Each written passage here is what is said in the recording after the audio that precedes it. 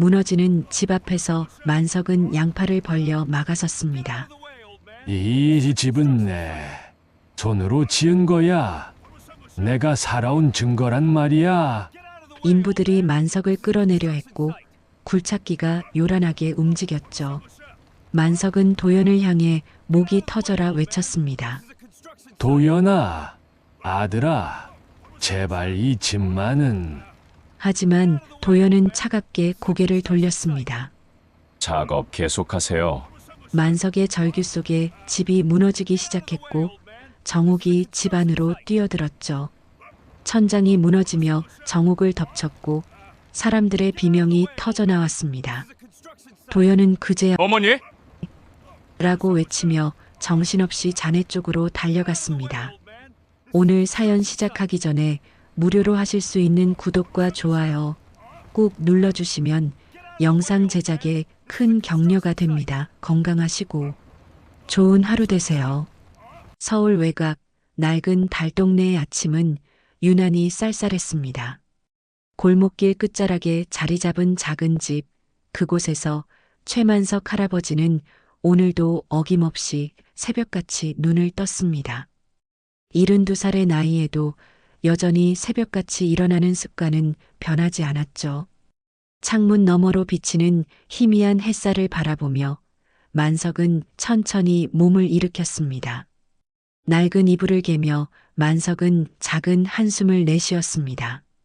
또 하루가 시작되는구나. 만석의 손은 거칠고 투박했습니다. 평생 몫으로 살아온 세월이 고스란히 새겨진 손이었죠.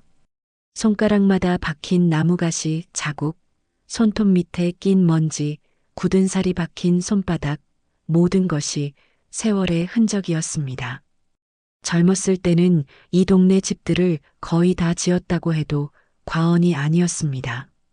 특히 지금 자신이 살고 있는 이 집은 아내와 함께 손수 지은 보금자리였습니다. 벌써 50년이 넘는 세월이 흘렀지만 만석에게 이 집은 단순한 건물 그 이상이었습니다. 나무 한 조각, 못 하나하나에도 추억이 깃들어 있었죠. 만석은 천천히 집안을 둘러봤습니다. 아내가 좋아하던 작은 창문은 아직도 그 자리에 있었고 딸이 어릴 적 뛰어놀던 마루에는 작은 흠집들이 남아 있었습니다. 가족과 함께 밥을 먹던 부엌의 낡은 식탁, 아내가 마지막으로 앉았던 의자, 모든 것이 소중한 기억이었습니다. 만석은 벽에 손을 대고 눈을 감았습니다. 그러자 아내의 웃음소리가 들리는 것 같았습니다. 부엌으로 향한 만석은 냉장고를 열었습니다. 김치 몇 조각과 반찬 몇 가지가 전부였죠. 아내가 세상을 떠난 지 15년 딸 은주와 함께 살고는 있지만 요즘은 딸도 바빠서 제대로 된 밥 한 끼 같이 먹기가 어려웠습니다. 만석은 혼자 밥을 하는 것도 이제는 익숙해졌지만 가끔은 아내가 해주던 따뜻한 된장찌개가 그리웠습니다. 만석은 밥을 데우며 창밖을 바라봤습니다. 골목 이곳저곳에 빨간 글씨로 쓰인 포스터들이 보였습니다. 재개발 예정 구역, 철거 일자 통보 예정. 만석의 표정이 굳어졌습니다. 벌써 몇 달째 동네 사람들은 하나둘 떠나고 있었습니다. 보상금을 받고 새로운 곳으로 이사를 간 거죠. 2층 집 김씨네도 떠났고 건너편 박씨네도 지난주에 짐을 쌌습니다. 이제 골목에는 새 집만 남았습니다. 하지만 만석은 떠날 생각이 없었습니다. 동네 사람들은 만석을 보고 고집불통 노인네라고 수군댔지만 만석에게는 나름의 이유가 있었습니다. 다들 떠나도 이 집만은 못 내놓는다. 내가 살아온 증거니까. 만석의 내면에서는 이런 생각이 끊임없이 맴돌았습니다. 이 집은 단순히 거주하는 공간이 아니었습니다. 아내와 함께 웃고 울었던 추억, 딸 은주가 태어나 자란 공간, 그리고 평생 땀 흘려 일군 삶의 흔적이 담긴 곳이었죠. 아내는 이 집 안방에서 마지막 숨을 거뒀고 만석은 아내의 손을 꼭 잡고 그 순간을 함께했습니다. 그 기억이 너무나 생생해서 이 집을 떠난다는 것은 아내를 버리는 것처럼 느껴졌습니다. 만석은 가끔 밤에 아내의 목소리를 듣는 것 같았습니다. 여보, 집 잘 지켜요. 아내의 마지막 말이 귓가에 맴돌았습니다. 점심때쯤 되자 옆집 김정옥 할머니가 찾아왔습니다. 68배 정옥은 여전히 정정했고 늘 만석을 챙겨주곤 했습니다. 두 사람은 50년 넘게 이웃으로 지낸 사이였죠. 정옥의 남편도 일찍 세상을 떠났고 자식들은 모두 멀리 떠나 혼자 살고 있었습니다. 정옥은 작은 보자기에 싼 음식을 들고 왔습니다. 만석 씨, 또 혼자 대충 드셨죠? 이거라도 드세요. 미역국이랑 반찬 좀 만들었어요. 정옥은 따뜻한 국이 담긴 그릇을 내밀었습니다. 만석은 투덜거리면서도 고마운 마음을 감출 수 없었습니다.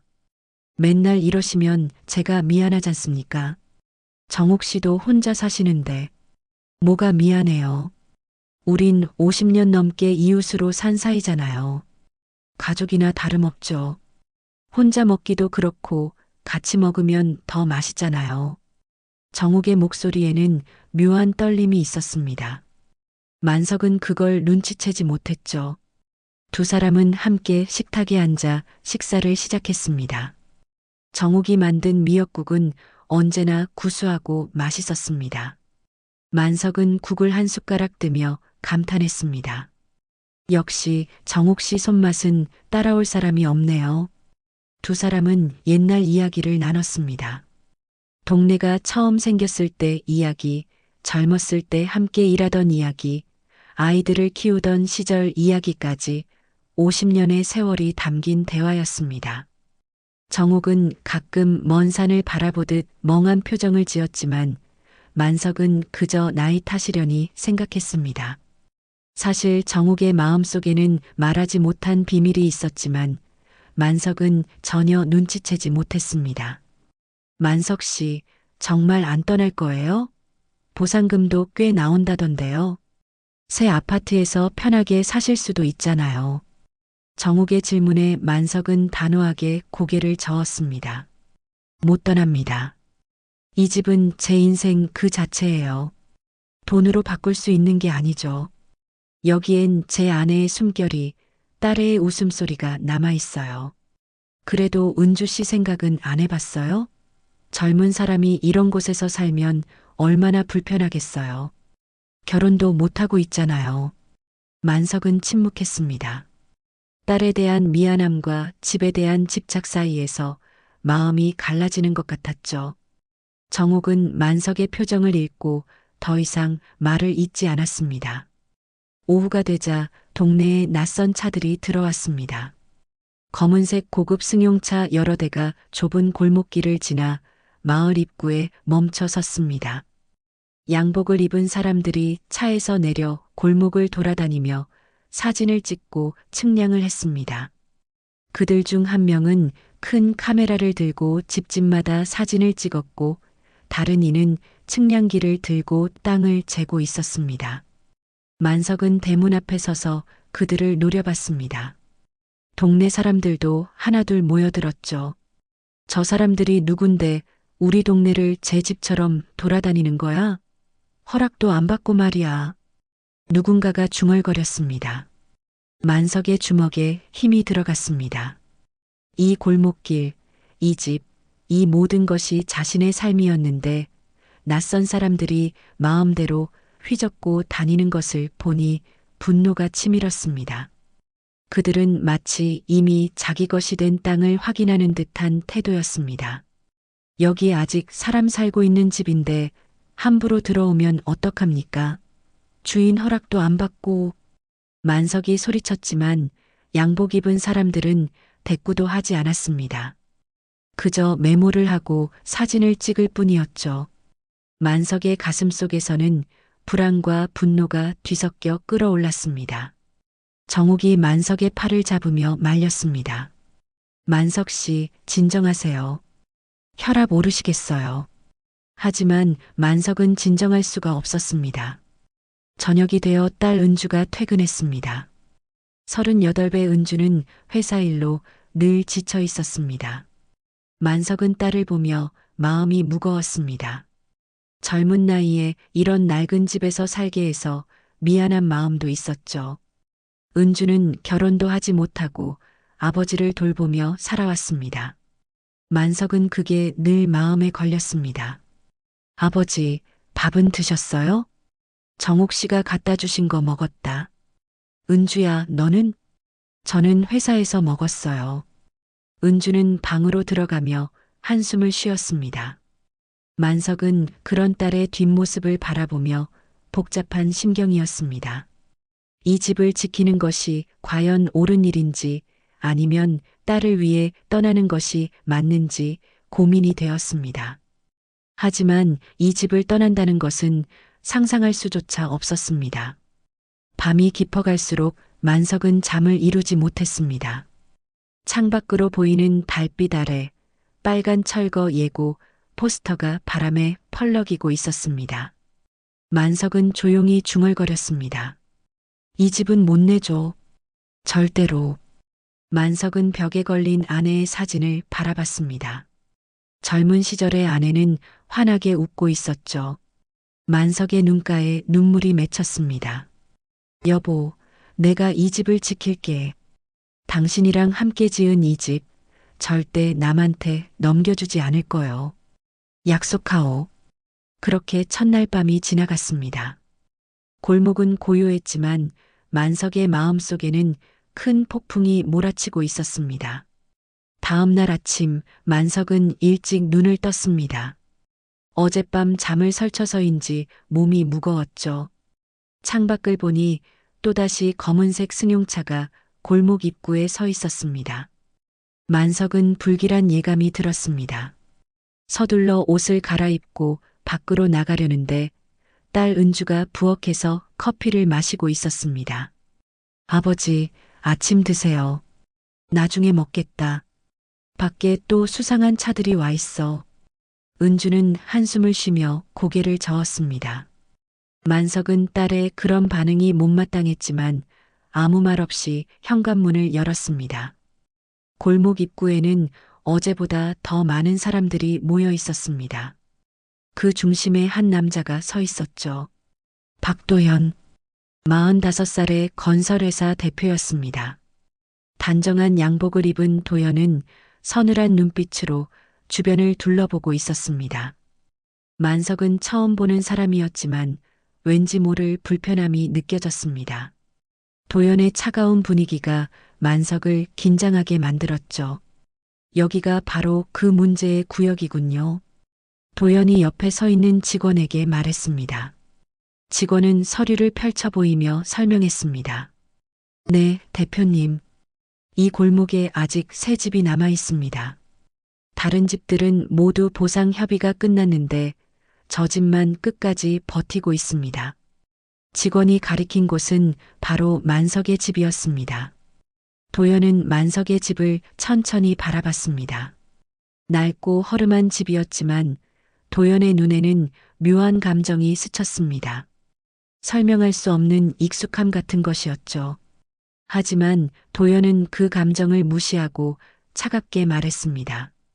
오늘 직접 만나서 마무리 짓겠습니다. 도현은 직원들을 데리고 만석의 집으로 걸어갔습니다. 만석은 대문 앞을 가로막고 섰습니다. 두 사람의 시선이 마주쳤습니다. 도현은 만석을 보는 순간 가슴 한편이 묘하게 조여오는 느낌을 받았습니다. 하지만 그는 그 감정을 애써 외면했습니다. 안녕하십니까? 저는 이 지역 재개발을 담당하고 있는 박도현입니다. 도현은 정중하게 인사했지만 목소리는 차가웠습니다.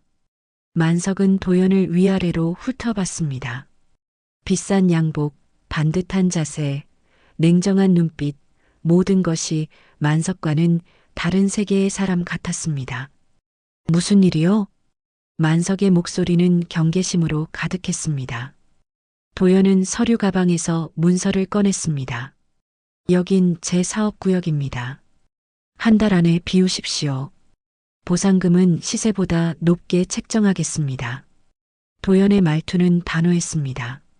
마치 협상의 여지가 없다는 듯이 말했죠. 만석의 얼굴이 붉어졌습니다. 이 집은 내 손으로 지은 거요. 죽어도 못 내놔. 만석이 소리쳤습니다. 도연은 눈썹 하나 까딱하지 않았습니다. 그저 냉정하게 서류를 내밀었죠. 감정적으로 대응하시면 곤란합니다. 이건 법적으로 정당한 절차입니다. 거부하시면 강제 집행을 할 수밖에 없습니다. 법? 당신들이 만든 법으로 사람 인생을 빼앗으려고? 만석의 목소리가 떨렸습니다. 도연은 잠시 침묵했습니다. 만석의 떨리는 목소리, 붉어진 얼굴, 그리고 그 눈빛을 보니 왠지 모를 불편함이 밀려왔습니다. 하지만 도연은 그 감정을 애써 억눌렀습니다. 죄송합니다만 저도 사업가입니다. 개인적인 감정을 고려할 수는 없습니다. 도연이 돌아서려는 순간 정욱이 집에서 뛰어나왔습니다. 정욱은 도연을 보자마자 얼굴이 하얗게 질렸습니다. 손이 덜덜 떨리기 시작했죠. 도연도 정욱을 보며 이상한 느낌을 받았습니다. 혹시 저를 아십니까? 도연이 물었습니다. 정욱은 대답하지 못하고 뒤로 물러섰습니다. 만석이 정욱을 부축했습니다. 정욱 씨, 괜찮으세요? 정욱은 고개를 저었습니다. 하지만 그녀의 눈에서는 눈물이 흘러내렸습니다. 도연은 그 모습을 보며 혼란스러워졌습니다. 왜 이 노인이 자신을 보고 저렇게 놀라는 걸까? 하지만 도연은 더 이상 묻지 않았습니다. 한 달 드리겠습니다. 그때까지 결정하십시오. 도연은 차갑게 말하고 돌아섰습니다. 만석은 도연의 뒷모습을 노려보며 주먹을 불끈 쥐었습니다. 도연이 차에 타고 떠나자 정욱은 그 자리에 주저앉았습니다. 정욱 씨, 왜 그러세요? 저 사람을 아세요? 만석이 걱정스럽게 물었습니다. 정욱은 고개를 저으며 눈물을 닦았습니다. 아니에요. 그냥 너무 놀라서. 정욱은 일어나 자신의 집으로 비틀거리며 들어갔습니다. 만석은 이해할 수 없다는 표정으로 정욱을 바라봤습니다. 저녁이 되어 은주가 퇴근했습니다. 만석은 은주에게 오늘 있었던 일을 설명했습니다. 은주는 한숨을 쉬며 말했습니다. 아버지, 우리가 언제까지 이런 집에서 살 수 있겠어요? 그냥 보상금 받고 나가요. 만석은 믿을 수 없다는 표정으로 딸을 바라봤습니다. 은주야, 너도 이 집에서 태어나고 자랐잖니? 내 엄마가 돌아가신 곳이기도 하고. 그래서 더 떠나야 해요. 여기 있으면 슬픈 기억만 떠올라요. 아버지도 새로운 곳에서 편하게 사세요. 은주의 말에 만석은 말문이 막혔습니다. 딸마저 자신의 편이 아니라는 사실에 가슴이 찢어지는 것 같았습니다. 너도 날 이해 못하는구나. 만석은 작은 목소리로 중얼거렸습니다. 은주는 더 이상 말하지 않고 방으로 들어갔습니다. 만석은 혼자 거실에 남았습니다. 그날 밤 도연은 사무실에 혼자 남아 있었습니다. 책상 위에는 철거 예정 구역의 사진들이 펼쳐져 있었습니다. 그중 만석의 집 사진을 유심히 바라보던 도연은 이상한 감정에 휩싸였습니다. 그 집, 그 골목, 그리고 만석과 정욱의 얼굴이 자꾸 머릿속에 떠올랐습니다. 왜 자꾸 신경이 쓰이지? 도연은 사진을 집어 던지며 짜증을 냈습니다. 하지만 그 불편한 감정은 쉽게 사라지지 않았습니다. 한편 만석은 잠들지 못하고 뜰에 나와 있었습니다. 오래된 나무 의자에 앉아 하늘을 바라봤습니다. 별이 총총한 밤하늘이었습니다. 만석은 주머니에서 낡은 사진 한 장을 꺼냈습니다.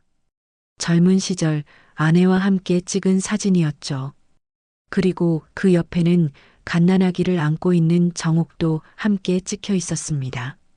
이 사진, 왜 정욱 씨도 같이 찍혀 있지? 만석은 그동안 잊고 있던 사진을 다시 들여다봤습니다. 희미한 기억이 떠올랐습니다. 40년 전 무언가 있었던 것 같은데 정확히 기억나지 않았습니다. 만석은 고개를 저으며 사진을 다시 주머니에 넣었습니다. 옆집에서는 정욱이 혼자 울고 있었습니다. 오래된 앨범을 펼쳐놓고 도연의 어린 시절 모습과 닮은 아기 사진을 보며 눈물을 흘렸습니다. 미안해. 정말 미안해. 정욱은 사진을 가슴에 안으며 흐느꼈습니다. 그녀가 평생 숨겨온 비밀이 조금씩 수면 위로 떠오르고 있었습니다. 며칠이 지났습니다. 만석은 여전히 집을 지키기 위해 버티고 있었고 도연은 철거 작업을 본격적으로 진행하기 시작했습니다.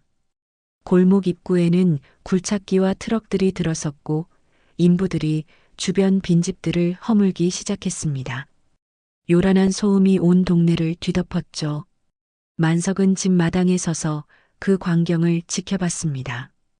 50년 넘게 함께했던 이웃집들이 하나둘 무너져 내렸습니다. 김씨네 집, 박씨네 집 모두 먼지 구름 속으로 사라졌죠. 만석의 가슴이 답답해졌습니다. 마치 자신의 과거가 부서지는 것 같았습니다. 곧 우리 차례겠구나. 만석은 중얼거리며 주먹을 쥐었습니다. 하지만 두려움보다는 분노가 컸습니다. 어떻게 사람들의 삶을 이렇게 쉽게 부숴버릴 수 있단 말인가. 만석은 집 안으로 들어가 망치를 하나 집어들었습니다. 누가 함부로 들어오면 맞서 싸울 생각이었죠. 그날 오후 도연이 직접 현장을 점검하러 왔습니다. 안전모를 쓴 도연은 무너진 집터들을 살펴보며 직원들에게 지시를 내렸습니다. 만석은 대문 앞에 서서 도연을 노려봤습니다.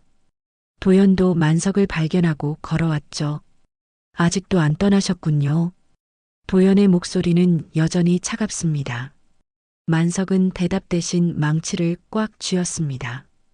도연은 그 모습을 보고 한숨을 쉬었습니다. 폭력은 아무것도 해결하지 못합니다. 법적 절차를 따르십시오. 법? 당신 같은 사람들이 만든 법 말이오? 사람 인생은 생각도 안 하고. 만석이 소리쳤습니다. 도연은 잠시 침묵했습니다. 만석의 분노 어린 얼굴을 보니 이상하게도 마음 한편이 불편했습니다. 왜일까요? 도연은 자신의 감정을 이해할 수 없었습니다. 저도 일을 하는 겁니다. 개인적인 감정은 없습니다. 도연이 차갑게 말하며 돌아서려는 순간 만석이 다가가 도연의 팔을 붙잡았습니다. 도연은 깜짝 놀라 뒤를 돌아봤습니다. 만석의 거친 손이 도연의 양복을 움켜쥐고 있었죠. 당신은 대체 어디서 온 사람이오? 이렇게 냉정할 수가 있어? 만석의 목소리가 떨렸습니다. 도연은 만석의 손을 뿌리치려 했지만 이상하게도 힘이 들어가지 않았습니다. 만석의 눈을 보니 묘한 감정이 밀려왔습니다. 슬픔, 분노, 그리고 그리움? 도연은 고개를 저었습니다. 손 놓으십시오. 도연이 차갑게 말했습니다. 만석은 천천히 손을 놓았습니다. 도연은 옷매무새를 고치며 걸어갔습니다. 하지만 발걸음은 무거웠죠. 뒤돌아보고 싶은 충동을 애써 참으며 도연은 차에 올라탔습니다. 차 안에서 도연은 백미러로 만석을 바라봤습니다. 만석은 여전히 그 자리에 서서 도연을 노려보고 있었습니다. 도연은 가슴이 답답해지는 것을 느꼈습니다. 왜 저 노인이 자꾸 신경 쓰일까? 도연은 시동을 걸고 떠났습니다. 저녁이 되자 은주가 집에 돌아왔습니다. 은주는 아버지가 현관에 앉아 있는 것을 보고 다가갔습니다. 아버지, 오늘도 그 사람이 왔어요? 응, 왔다 갔어. 만석의 목소리는 지쳐 있었습니다. 은주는 아버지 옆에 앉았습니다. 아버지, 제발 그만하세요. 우리 그냥 떠나요. 보상금 받아서 새로 시작해요. 은주가 애원하듯 말했습니다. 만석은 고개를 저었습니다. 은주야, 너는 이 집이 어떤 의미인지 모르는구나. 이건 단순한 집이 아니야. 우리 가족의 역사야. 아버지, 지금은 21세기예요. 과거에 매달려서 뭐해요. 제 인생도 생각해 주세요. 은주의 목소리가 높아졌습니다. 만석은 딸을 바라봤습니다. 딸의 눈에는 원망이 서려 있었죠. 만석의 가슴이 찢어지는 것 같았습니다. 내가 날 원망하는구나. 만석은 작은 목소리로 말했습니다. 은주는 눈물을 글썽이며 일어섰습니다. 원망까지는 아니지만 답답해요. 왜 우리만 이렇게 살아야 해요? 은주는 방으로 들어가 문을 닫았습니다. 만석은 혼자 남아 한숨을 쉬었습니다. 가족 내부에서도 균열이 생기고 있었습니다. 한편 도연은 철거 현장에서 발견된 물건들을 정리하고 있었습니다.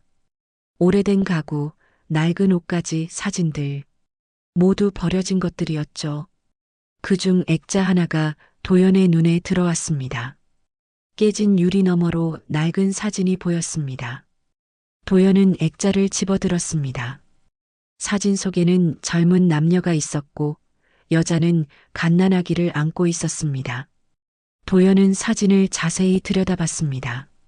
젊은 남자는 만석이었습니다. 그리고 여자는 정옥이었죠. 이게 뭐지? 도연은 사진을 뒤집어 봤습니다. 뒷면에는 희미한 글씨가 적혀 있었습니다. 1975년 우리의 소중한 라고 쓰여 있었지만 그 뒤는 지워져서 읽을 수 없었습니다. 도연은 사진을 보며 이상한 감정에 휩싸였습니다. 왜 이 사진이 여기 있지? 그리고 이 아기는 누구지? 도연은 사진을 주머니에 넣었습니다. 뭔가 석연치 않은 느낌이 들었죠. 도연은 직원을 불렀습니다. 이 동네에 대해 더 조사해봐. 오래된 주민들 명단이랑 역사 같은 거. 알겠습니다, 대표님. 직원이 대답했습니다.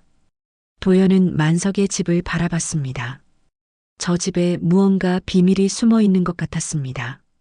그날 밤 도연은 꿈을 꿨습니다.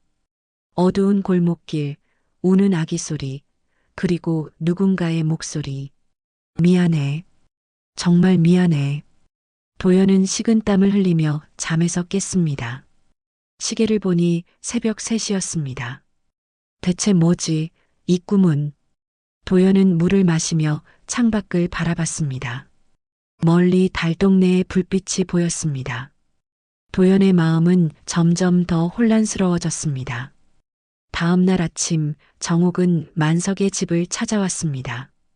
정옥의 얼굴은 창백했고 눈가에는 다크서클이 짙게 깔려 있었습니다. 잠을 설친 게 분명했죠. 만석 씨, 이거 보세요. 정옥은 오래된 상자를 내밀었습니다. 만석은 의아한 표정으로 상자를 받았습니다.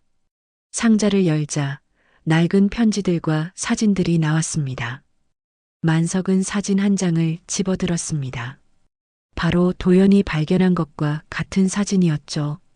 이건 우리가 젊었을 때 사진이잖소. 그런데 이 아기는 누구요? 만석이 물었습니다. 정옥은 눈물을 글썽이며 대답했습니다. 만석 씨, 이제 말해야 할 것 같아요. 우리가 숨겨온 진실을. 만석은 정옥을 바라봤습니다. 정옥의 떨리는 목소리, 눈물 어린 눈빛을 보니 무언가 중대한 일이 벌어질 것 같았습니다. 만석의 가슴이 두근거리기 시작했습니다. 무슨 진실이요? 만석이 조심스럽게 물었습니다. 정옥은 입을 열려다 다시 닫았습니다. 몇 번의 망설임 끝에 정옥은 떨리는 목소리로 말했습니다. 그 아기, 사실은. 정옥의 말이 채 끝나기도 전에 밖에서 요란한 소리가 들렸습니다. 굴착기가 움직이는 소리였죠. 만석과 정옥은 밖으로 뛰쳐나갔습니다. 굴착기가 만석의 집 담장 쪽으로 다가오고 있었습니다. 저게 뭐하는 짓이야? 만석이 소리치며 달려갔습니다. 도연은 현장에서 지켜보고 있었습니다. 만석과 도연의 눈이 마주쳤습니다. 그 순간 시간이 멈춘 것 같았습니다. 두 사람 사이에 묘한 긴장감이 흘렀죠. 만석은 굴착기 앞으로 뛰어들었습니다. 인부들이 놀라 만석을 막았지만 만석은 필사적으로 저항했습니다. 70이 넘은 노인의 몸짓이었지만 그 안에는 평생의 삶을 지키려는 절박함이 담겨 있었죠. 비켜. 이건 내 집이야. 내가 살아온 증거란 말이야. 만석이 목이 터져라 소리쳤습니다. 도연은 그 모습을 보며 미간을 찌푸렸습니다. 가슴 한편이 불편했지만 도연은 그 감정을 억누르고 차갑게 지시했습니다. 저분을 좀 안전한 곳으로 모셔드려. 인부 몇 명이 만석을 붙잡았습니다. 만석은 발버둥 치며 저항했지만 젊은 인부들의 힘을 당해낼 수 없었습니다. 그때 정옥이 도연에게 달려왔습니다. 제발 멈춰주세요. 그 집은 우리한테 너무 소중한 곳이에요. 정옥이 울부짖었습니다. 도연은 정옥을 보는 순간 또다시 묘한 감정에 휩싸였습니다. 지난번에도 느꼈던 그 이상한 친근함.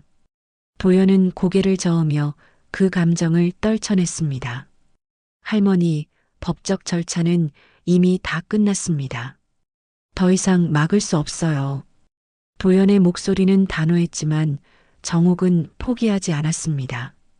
정옥은 도연의 양복 소매를 붙잡으며 애원했습니다. 당신이 누군지 알아요? 당신의 과거를 알고 있어요. 정옥의 말에 도연은 깜짝 놀랐습니다. 정옥을 뿌리치려던 손이 멈췄죠. 도연은 정옥을 빤히 바라봤습니다. 무슨 소리를 하시는 겁니까? 당신은 정옥이 말을 잇지 못하고 눈물만 흘렸습니다. 도연은 혼란스러웠습니다. 이 노인은 대체 무슨 말을 하려는 걸까? 하지만 도연은 더 이상 듣고 싶지 않았습니다. 뭔가 두려운 진실이 숨어 있는 것 같았기 때문이죠. 작업 계속하세요. 도연이 차갑게 명령했습니다. 굴착기가 다시 움직이기 시작했고 담장이 무너져 내렸습니다. 만석은 그 광경을 보며 무릎을 꿇었습니다. 50년을 지켜온 집이 조금씩 부서지고 있었습니다. 안 돼. 제발. 만석의 목소리는 절규에 가까웠습니다. 도연은 그 모습을 참아보지 못하고 고개를 돌렸습니다. 왜일까요? 저 노인의 고통이 자신의 가슴을 찌르는 것 같았습니다. 도연은 주먹을 꽉 쥐며 현장을 빠져나왔습니다. 차 안에 앉은 도연은 핸들을 세게 쳤습니다. 가슴속에서 알 수 없는 감정들이 소용돌이쳤습니다. 분노, 죄책감, 혼란, 그리고 설명할 수 없는 슬픔. 도연은 백미러로 자신의 얼굴을 바라봤습니다. 창백한 얼굴에 식은땀이 흐르고 있었죠. 그때 도연의 전화가 울렸습니다. 직원이었습니다. 대표님, 조사 결과가 나왔습니다. 이상한 점을 발견했습니다. 뭔데? 1975년 그 동네 주민등록을 조회해 봤는데요. 최만석 씨와 김정옥 씨 사이에 출생신고된 아이가 있었습니다. 남자아이였는데 1년 후에 사망신고가 되어 있더군요. 도연의 손이 떨렸습니다. 전화기를 떨어뜨릴 뻔했죠. 뭐라고? 근데 이상한 건 그 아이의 이름과 주민번호가. 대표님, 혹시 대표님 주민번호 앞자리가 75년생 아니세요? 도연은 대답할 수 없었습니다. 가슴이 터질 것 같았습니다. 자신의 손목에 있는 오래된 흉터가 저릿거렸죠. 도연은 어릴 적부터 자신이 고아원에서 자랐다는 것만 알고 있었습니다. 부모가 누군지, 어떻게 고아원에 왔는지는 아무도 말해주지 않았죠. 더 조사해봐. 모든 기록을 찾아. 도연이 떨리는 목소리로 말했습니다. 전화를 끊고 도연은 고개를 숙였습니다. 손목의 흉터를 바라보며 도연은 과거를 떠올렸습니다. 도연은 고아원에서 자랐습니다. 따뜻한 가족의 품을 알지 못했죠. 다른 아이들이 부모님을 만나러 가는 면회일마다 도연은 홀로 남아 창밖을 바라봤습니다. 왜 자신은 버려졌을까? 부모는 누구일까? 평생 그 질문과 함께 살아왔습니다. 그 상처를 극복하기 위해 도연은 악착같이 공부했고 성공했습니다. 하지만 내면의 공허함은 채워지지 않았죠. 도연은 자신을 버린 부모를 평생 원망하며 살았습니다. 그래서 더욱 냉정하고 차갑게 세상을 대했습니다. 설마, 아니야. 그럴 리 없어. 도연은 중얼거렸지만 가슴 깊은 곳에서는 이미 진실을 감지하고 있었습니다. 만석을 볼 때마다 느꼈던 묘한 감정, 정옥의 눈물, 그리고 자신의 과거. 모든 것이 연결되고 있었습니다. 저녁이 되어 만석은 집으로 돌아왔습니다. 담장은 무너졌지만 집은 아직 서 있었습니다. 만석은 마당에 주저앉아 하염없이 눈물을 흘렸습니다. 은주가 퇴근해서 그 모습을 봤습니다. 아버지. 은주도 눈물을 글썽였습니다. 비록 이 집을 떠나고 싶었지만 아버지가 이렇게 무너지는 모습을 보니 가슴이 아팠습니다. 은주는 아버지를 부축해 일으켰습니다. 아버지, 안으로 들어가요. 은주야, 우리 집이 무너지고 있어. 만석의 목소리는 잠겨 있었습니다. 은주는 아버지를 안방으로 모셨습니다. 만석은 침대에 누워 천장을 바라봤습니다. 모든 것이 끝나가는 것 같았습니다. 한편 정옥은 집에서 오래된 상자를 열었습니다. 상자 안에는 작은 손목띠가 들어 있었습니다. 아기 손목에 채웠던 것이었죠. 뒷면에는 도라는 한 글자가 새겨져 있었습니다. 정옥은 그것을 꺼내 손에 쥐었습니다. 도연이, 내 아들. 정옥은 흐느끼며 손목띠를 가슴에 안았습니다. 40년 전 그날 정옥은 만석과의 사이에서 아이를 낳았습니다. 하지만 당시 둘 다 너무 가난했고 아이를 키울 형편이 되지 않았죠. 결국 정옥은 아이를 고아원에 맡겼습니다. 만석에게는 아이가 죽었다고 거짓말을 했습니다.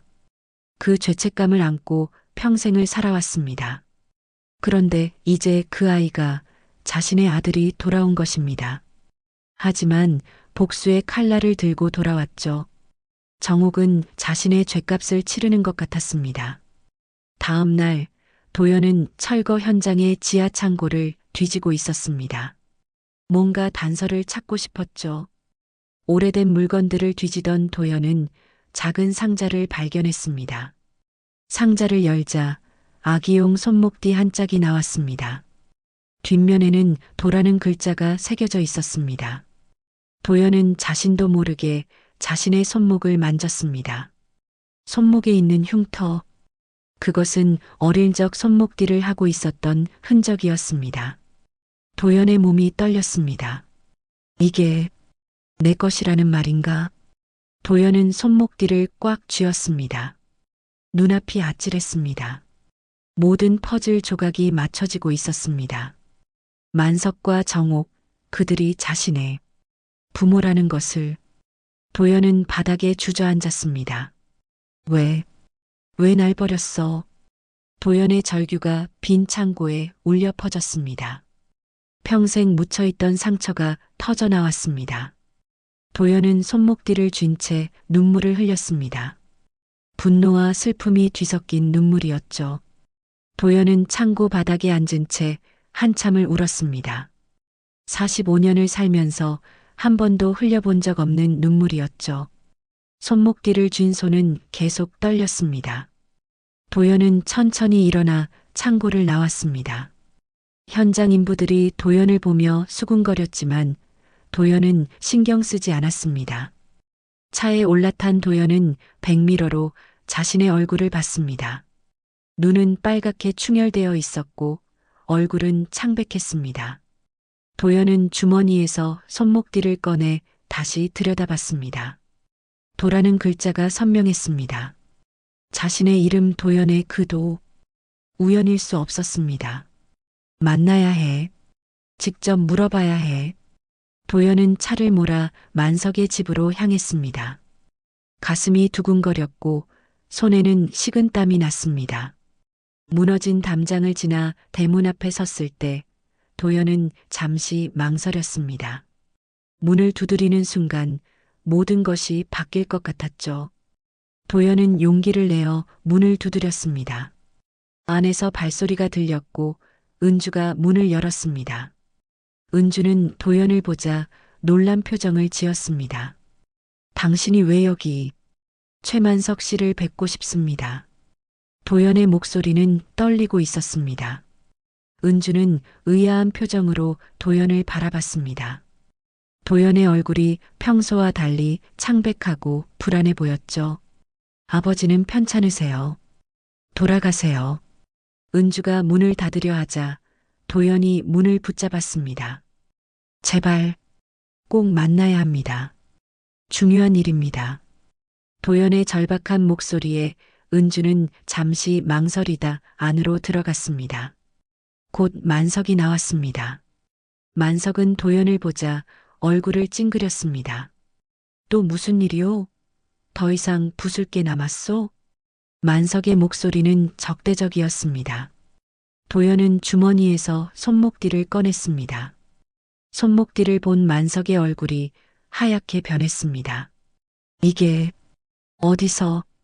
만석의 목소리가 떨렸습니다. 도연은 만석의 반응을 보며 확신했습니다. 이들이 자신의 부모라는 것을요. 이게 제 것입니다. 제가 당신의 아들입니까? 도연의 질문에 만석은 말을 잃었습니다. 그때 정옥이 급히 뛰어왔습니다. 정옥은 도연을 보자 비명을 지르듯 울부짖었습니다. 도연아! 정옥이 도연에게 달려들었습니다. 도연은 본능적으로 뒤로 물러났죠. 정옥은 그 자리에 주저앉아 울기 시작했습니다. 미안해. 정말 미안해. 엄마가 미안해. 정옥의 말에 모든 것이 명확해졌습니다. 도연은 믿을 수 없다는 표정으로 정옥을 바라봤습니다. 만석도 충격에 빠진 듯 벽에 기댔습니다. 무슨 소리요? 우리 아들은 죽었잖소? 만석이 정옥에게 소리쳤습니다. 정옥은 고개를 저으며 울었습니다. 거짓말이었어요. 아이는 살아 있었어요. 내가 고아원에 버렸어요. 정옥의 고백에 만석은 비틀거렸습니다. 은주가 급히 아버지를 부축했습니다. 만석은 믿을 수 없다는 표정으로 정옥을 노려봤습니다. 당신이 우리 아들을? 만석의 목소리는 분노로 떨렸습니다. 도연은 그 광경을 보며 혼란스러웠습니다.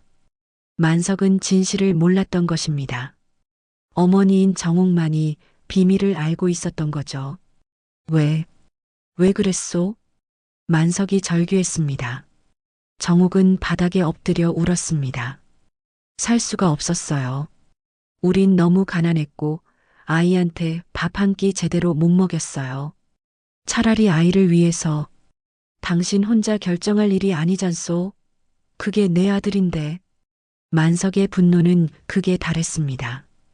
도연은 두 노인의 다툼을 보며 가슴이 찢어지는 것 같았습니다. 평생 궁금했던 진실까지만 알고 보니 더 참혹한 현실이었습니다. 그만하세요. 도연이 소리쳤습니다.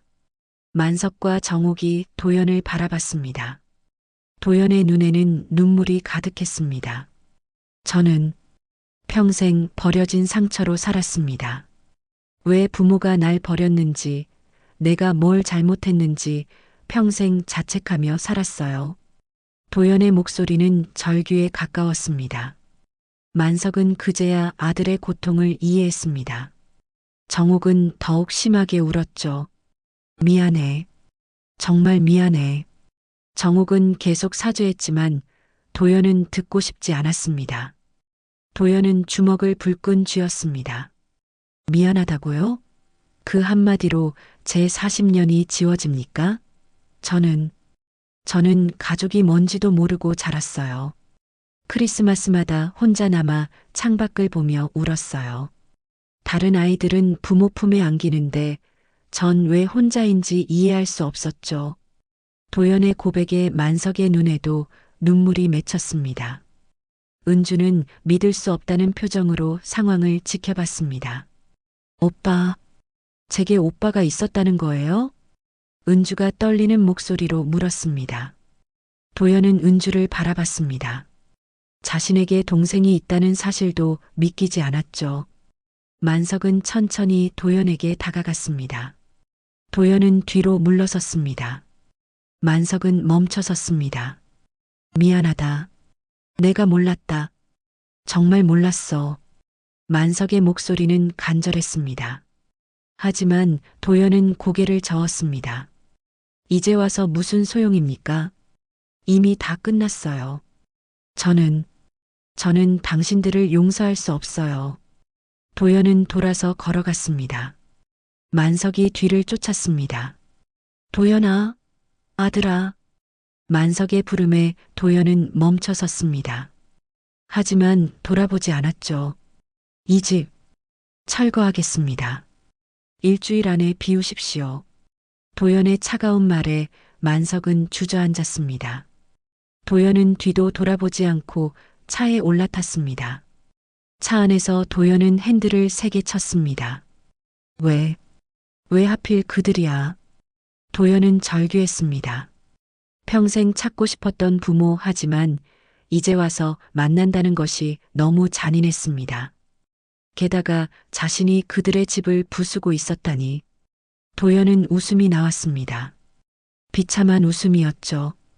만석의 집 앞에서는 정옥이 계속 울고 있었고 은주는 충격에 빠진 아버지를 부축하고 있었습니다. 만석은 하늘을 바라보며 중얼거렸습니다. 내 아들이 살아있었구나. 그런데 왜 이렇게 된 거야? 만석의 가슴은 터질 것 같았습니다. 기쁨과 슬픔, 분노와 후회가 뒤섞여 있었죠. 은주는 아버지를 안으로 모셨습니다. 아버지, 진정하세요. 우선 안으로 들어가요. 은주야, 너한테 오빠가 있었어. 그런데 내가 그 사실도 모르고 살았구나. 만석은 자책했습니다.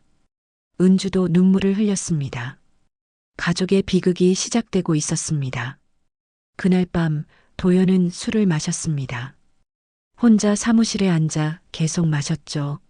손목 뒤를 책상 위에 놓고 바라보며 도연은 울고 웃었습니다. 부모를 찾았는데 왜 이렇게 고통스러울까? 도연의 마음은 갈기갈기 찢겨지고 있었습니다. 용서할 수 없지만 동시에 그리웠습니다. 미워하고 싶지만 사랑하고 싶기도 했죠. 도연은 술잔을 던졌습니다.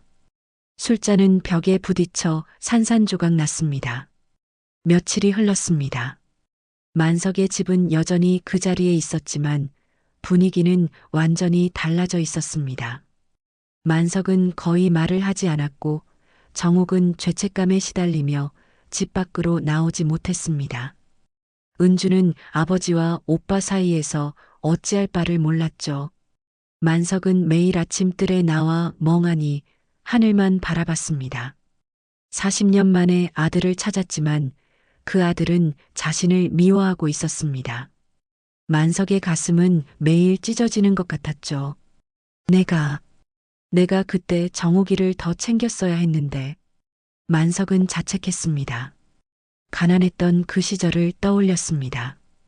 1975년 만석과 정옥은 젊은 연인이었습니다. 하지만 너무 가난해서 결혼도 제대로 못했죠. 그래도 아이가 태어났고 만석은 기뻤습니다. 하지만 정옥의 얼굴에는 두려움이 가득했습니다. 당시 만석은 목수일을 하며 겨우 하루 벌어 하루 먹고 살았습니다. 아이에게 분유도 제대로 못 사줬고 정옥은 영양실조에 걸렸죠. 만석은 더 열심히 일했지만 상황은 나아지지 않았습니다. 어느 날 정옥이 아이를 안고 울고 있었습니다. 만석이 물었죠. 왜 우시오? 이 아이 제대로 키울 수 있을까요? 정옥의 목소리는 절망적이었습니다. 만석은 아무 대답도 할 수 없었습니다. 그 후 얼마 지나지 않아 정옥이 만석에게 말했습니다. 아이가 열병으로 죽었어요. 만석은 그 말을 믿을 수밖에 없었습니다. 정옥이 거짓말을 하리라고는 생각도 못했죠. 만석은 아이를 잃은 슬픔에 빠졌고 정옥은 죄책감 속에서 살았습니다. 그리고 몇 년 후 만석은 다른 여자를 만나 은주를 낳았습니다.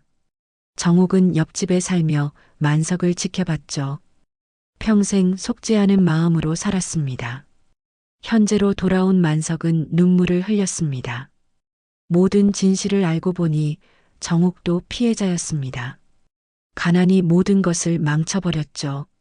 만석은 정옥의 집으로 갔습니다. 문을 두드렸지만 대답이 없었습니다. 정옥 씨, 만석이 조심스럽게 불렀습니다. 안에서 흐느끼는 소리가 들렸습니다. 만석은 문을 열고 들어갔습니다. 정옥은 방 한구석에 웅크리고 앉아 있었죠. 정옥 씨, 미안하오. 만석의 말에 정옥은 고개를 들었습니다. 눈은 퉁퉁 부어 있었고 얼굴은 헬쑥했습니다. 당신이 왜 미안해요?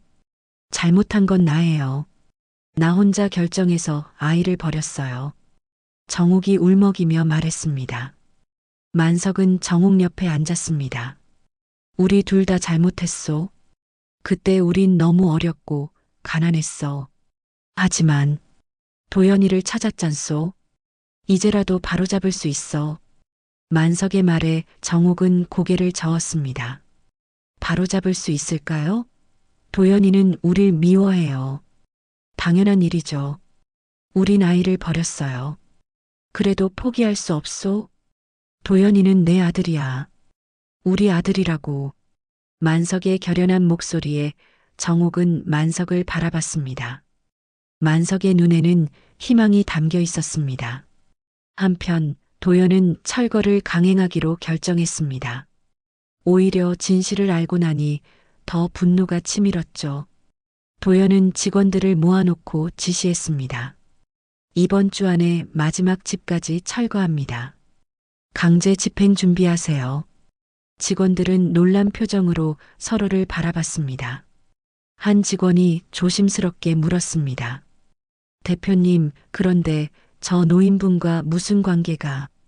관계없어. 도연이 소리쳤습니다. 직원들은 놀라 입을 다물었습니다. 도연은 창밖을 바라보며 주먹을 쥐었습니다. 아무 관계도 없어. 그냥 철거 대상일 뿐이야. 도연은 자신에게도 거짓말을 하고 있었습니다. 하지만 마음 깊은 곳에서는 고통이 밀려왔습니다. 밤마다 꿈을 꿨습니다. 어린 시절 고아원에서 우는 자신, 그리고 자신을 안아주는 누군가. 깨어나면 항상 눈물이 흘러 있었죠. 은주는 도연을 만나기로 결심했습니다. 도연의 사무실을 찾아갔죠. 비서가 막았지만 은주는 물러서지 않았습니다. 제 오빠예요. 꼭 만나야 해요. 은주의 간절한 목소리에 비서는 도연에게 전화했습니다. 도연은 잠시 망설이다 만나기로 했습니다. 은주가 사무실로 들어왔을 때 도연은 창밖을 보고 서 있었습니다. 무슨 일입니까? 도연의 목소리는 차갑습니다.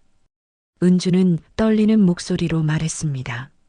오빠, 아니, 도연 씨, 우리 이야기 좀 해요.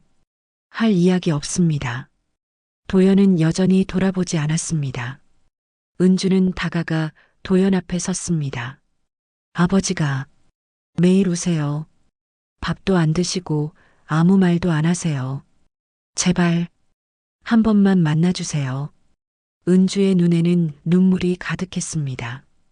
도연은 은주를 바라봤습니다. 은주의 얼굴에서 자신과 닮은 모습을 발견했죠. 같은 눈매, 같은 코, 확실히 남매였습니다. 왜 제가 만나야 합니까? 저를 버린 사람들인데. 아버지는 몰랐어요. 정옥 할머니가 혼자 결정한 거예요. 아버지도 피해자예요. 은주가 울부짖었습니다. 도연은 고개를 돌렸습니다. 알아요. 하지만 그게 뭐가 달라집니까? 결국 전 버려졌어요. 40년간 혼자였고요. 오빠도 외로웠겠지만 저도 외로웠어요. 전 혼자 큰 줄 알았어요. 오빠가 있는 줄도 몰랐어요. 은주의 말에 도연은 멈칫했습니다. 은주도 피해자였습니다. 도연은 한숨을 쉬었습니다. 저를 오빠라고 부르지 마세요. 전 당신의 오빠가 아닙니다. 도연의 말에 은주는 주저앉아 울었습니다. 도연은 그 모습을 보며 가슴이 아팠지만 돌아서 버렸습니다. 나가주세요. 은주는 일어나 나갔습니다. 문이 닫히자 도연은 책상에 주저앉았습니다. 가슴이 너무 아팠습니다. 동생을 거부하는 것도 부모를 미워하는 것도 모두 고통스러웠죠. 그날 저녁 정옥은 만석에게 제안했습니다. 만석 씨, 내가 도연이한테 가볼게요. 모든 걸 설명하고 용서를 빌게요. 혼자 가긴 위험하오. 같이 갑시다. 두 사람은 도연의 집을 찾아갔습니다. 고급 아파트 앞에서 두 노인은 작아 보였습니다. 초인종을 눌렀지만 대답이 없었죠. 한참을 기다렸지만 도연은 나오지 않았습니다. 도연아, 엄마야. 제발 문 열어줘. 정옥이 문 앞에서 울며 애원했지만 도연은 집 안에서 귀를 막고 있었습니다. 눈물이 흘렀지만 도연은 문을 열지 않았습니다. 결국 만석과 정옥은 돌아갔습니다. 도연은 창문으로 두 노인의 뒷모습을 지켜봤습니다. 구부정한 등, 느린 발걸음. 도연의 가슴이 찢어지는 것 같았지만 여전히 용서할 수 없었습니다. 마침내 그날이 왔습니다. 강제 철거 집행일이었죠. 새벽부터 굴착기와 트럭들이 골목 입구에 도착했습니다. 경찰들도 함께 왔습니다. 만일의 사태에 대비한 것이었죠. 만석은 집 마당에 서서 그 광경을 지켜봤습니다. 드디어 이 순간이 왔구나. 만석은 중얼거렸습니다. 은주가 아버지를 붙잡으며 애원했습니다. 아버지, 이제 그만해요. 우리 그냥 나가요. 제발. 안 돼. 이 집은 못 내줘. 만석은 완고했습니다. 정옥도 만석 옆에 섰습니다. 만석 씨, 나도 함께 있을게요. 끝까지. 두 노인은 대문 앞을 가로막고 섰습니다. 인부들이 다가왔지만 두 노인은 물러서지 않았습니다. 경찰이 설득했지만 소용없었죠. 도연은 현장 뒤쪽에서 지켜보고 있었습니다. 안전모를 쓰고 팔짱을 낀 채 차갑게 상황을 관찰했습니다. 하지만 도연의 손은 떨리고 있었죠. 가슴 한편이 찢어지는 것 같았지만 도연은 그 감정을 억눌렀습니다. 시작하세요. 도연이 차갑게 명령했습니다. 굴착기의 엔진이 켜졌습니다. 요란한 소음이 골목을 뒤덮었죠. 만석은 집 앞으로 뛰어가 양팔을 벌렸습니다. 이 집은 내 손으로 지은 거야. 내가 살아온 증거란 말이야. 만석이 절규했습니다. 인부들이 만석을 끌어내려 했지만 만석은 필사적으로 저항했습니다. 정옥도 함께 막아섰죠. 제발, 제발 그만해요. 정옥이 울부짖었습니다. 은주는 그 광경을 보며 눈물을 흘렸습니다. 도연은 주먹을 꽉 쥐었습니다. 손톱이 손바닥에 박혀 피가 났지만 도연은 느끼지 못했습니다. 강제로라도 옮기세요. 도연의 명령에 인부들이 만석과 정옥을 붙잡았습니다. 두 노인은 발버둥 쳤지만 젊은 인부들을 당해낼 수 없었습니다. 만석은 도연을 향해 소리쳤습니다. 도연아, 아들아, 제발. 이 집만은. 만석의 절규에 도연은 얼굴을 돌렸습니다. 아버지라는 호칭이 가슴을 파고들었죠. 하지만 도연은 고개를 저었습니다. 작업 계속하세요. 도연의 차가운 목소리에 굴착기가 움직이기 시작했습니다. 철제팔이 집 쪽으로 뻗어갔죠. 만석은 비명을 질렀습니다. 안 돼, 안 돼. 바로 그때였습니다. 굴착기가 집벽을 부수는 순간 집 구조가 무너지기 시작했습니다. 오래된 집이라 한 부분이 무너지자 연쇄적으로 붕괴되기 시작했죠. 먼지 구름이 일어났고 사람들이 비명을 질렀습니다. 위험해. 모두 뒤로. 인부들이 소리쳤습니다. 하지만 정옥은 그 순간 무너지는 집 쪽으로 뛰어갔습니다. 집안에 오래된 상자가 있었기 때문이죠. 도연의 어릴 적 물건들이 담긴 상자였습니다. 정옥 씨, 만석이 소리쳤지만 정옥은 이미 집 안으로 들어간 뒤였습니다. 순간 천장이 무너지며 정옥을 덮쳤습니다. 사람들이 비명을 질렀고 은주는 기절할 듯 비틀거렸습니다. 정옥 씨, 만석이 집으로 뛰어들려 했지만 인부들이 붙잡았습니다. 도연은 그 광경을 보며 얼어붙었습니다. 시간이 멈춘 것 같았죠. 어머니, 도연의 입에서 저절로 그 말이 나왔습니다. 도연은 정신없이 무너진 잔해 쪽으로 뛰어갔습니다. 안전모도 벗어던지고 맨손으로 벽돌과 나무들을 치우기 시작했죠. 어머니, 어머니. 도연이 절규하며 잔해를 파헤쳤습니다. 인부들도 달려와 함께 구조 작업을 시작했습니다. 만석도 함께 뛰어들었죠. 피가 나고 손이 다쳐도 멈추지 않았습니다. 한참 후 정옥을 발견했습니다. 정옥은 의식을 잃고 피를 흘리고 있었습니다. 도연은 정옥을 안아 올렸습니다. 어머니, 정신 차리세요. 도연의 목소리는 떨렸습니다. 정옥은 희미하게 눈을 떴습니다. 도연의 얼굴을 보고 미소 지었죠. 도연이, 우리 아들. 정옥의 손이 도연의 뺨을 어루만졌습니다. 피 묻은 손이었지만 따뜻했습니다. 도연은 그제야 울음을 터뜨렸습니다. 죄송해요. 제가 잘못했어요. 어머니, 아니야. 엄마가 잘못했어. 미안해. 정옥의 목소리는 점점 약해졌습니다. 구급차가 도착했고 정옥을 실어갔습니다. 도연도 함께 탔습니다. 만석과 은주도 급히 차를 타고 병원으로 향했죠. 병원 응급실. 의사들이 분주하게 움직였습니다. 도연은 응급실 밖에서 초조하게 기다렸습니다. 손은 피와 먼지로 범벅이었지만 신경 쓸 겨를이 없었죠. 만석이 옆에 섰습니다. 괜찮을 거야. 정옥이는 강한 사람이니까. 만석도 떨리는 목소리로 말했습니다. 도연은 만석을 바라봤습니다. 처음으로 아버지의 얼굴을 제대로 봤습니다. 주름진 얼굴, 슬픔으로 가득한 눈. 도연은 고개를 숙였습니다. 제가 이렇게 만들었어요. 도연의 목소리는 죄책감으로 가득했습니다. 만석은 도연의 어깨에 손을 얹었습니다. 아니야. 우리가 잘못한 거지. 내 잘못이 아니야. 만석의 따뜻한 손길에 도연은 더 이상 참을 수 없었습니다. 도연은 만석의 가슴에 얼굴을 묻고 울었습니다. 45년 만에 아버지 품에 안긴 것이었죠. 아버지, 아버지. 도연이 울부짖었습니다. 만석도 아들을 꽉 안으며 울었습니다. 아들아, 내 아들아, 미안하다. 두 남자는 그렇게 한참을 울었습니다. 은주도 옆에서 함께 울었죠. 가족이 하나가 되는 순간이었습니다. 몇 시간 후 수술실 문이 열렸습니다.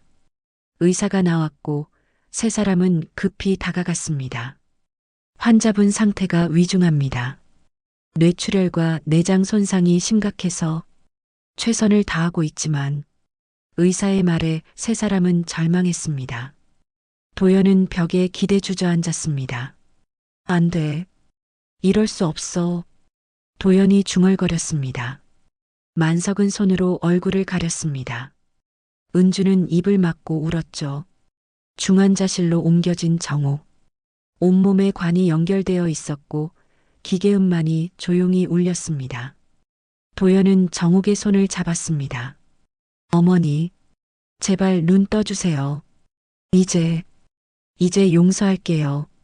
이해할게요. 제발. 도연의 눈물이 정옥의 손등에 떨어졌습니다. 만석도 반대편에서 정옥의 손을 잡았습니다. 정옥 씨, 우리 이제 다시 시작하자고요. 우리 아들도 돌아왔잖소. 두 남자의 간절한 목소리가 중환자실에 울려 퍼졌지만 정옥은 깨어나지 않았습니다. 밤이 깊어갔고 세 사람은 정옥 곁을 지켰습니다. 도연은 어머니의 손을 꽉 쥐며 기도했습니다. 신을 믿지 않던 도연이었지만 그 순간만큼은 간절히 빌었습니다. 제발 어머니가 살아나기를, 자신이 용서할 기회를 달라고. 며칠이 지났습니다. 정옥은 여전히 의식을 찾지 못했고 의사들은 희망을 잃어가고 있었습니다. 도연, 만석, 은주는 교대로 병실을 지켰습니다. 도연은 회사 일도 팽개치고 병원에만 있었죠. 어느 날 새벽 도연 혼자 정옥 곁을 지키고 있었습니다. 창밖으로 희미한 햇살이 들어왔습니다. 도연은 정옥의 손을 잡고 조용히 말했습니다. 어머니, 저 이제 알 것 같아요. 어머니가 왜 그런 선택을 했는지, 가난이 얼마나 무서운 건지. 도연의 목소리는 떨렸습니다. 며칠간 많은 생각을 했습니다. 자신도 사업을 하면서 어려운 결정을 내려야 했던 순간들이 있었죠. 그때마다 얼마나 고통스러웠는지, 어머니도 그랬을 거라는 생각이 들었습니다. 미안해요. 제가 너무 당신들만 원망했어요. 제 상처만 생각했지 당신들의 아픔은 몰랐어요. 도연이 눈물을 흘렸습니다. 그때 정옥의 손가락이 희미하게 움직였습니다. 도연은 깜짝 놀라 정옥을 바라봤습니다. 어머니, 어머니. 도연이 간호사를 불렀습니다. 의사들이 달려왔고 정옥을 검사했습니다. 정옥의 눈꺼풀이 천천히 떨렸습니다. 만석과 은주도 급히 병실로 들어왔죠. 정옥이 힘겹게 눈을 떴습니다. 희미한 시선이 도연을 향했습니다. 정옥의 입술이 움직였습니다. 현아. 정옥의 약한 목소리에 도연은 정옥의 손을 더 꽉 쥐었습니다. 네, 어머니. 저 여기 있어요. 미안해. 정말 미안해.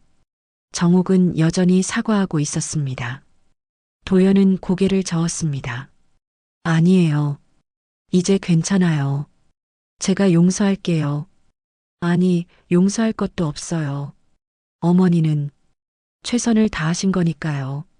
도연의 말에 정옥의 눈에서 눈물이 흘렀습니다. 만석이 다가와 정옥의 다른 손을 잡았습니다. 정옥 씨, 이제 그만 괜찮소? 우리 다시 시작합시다.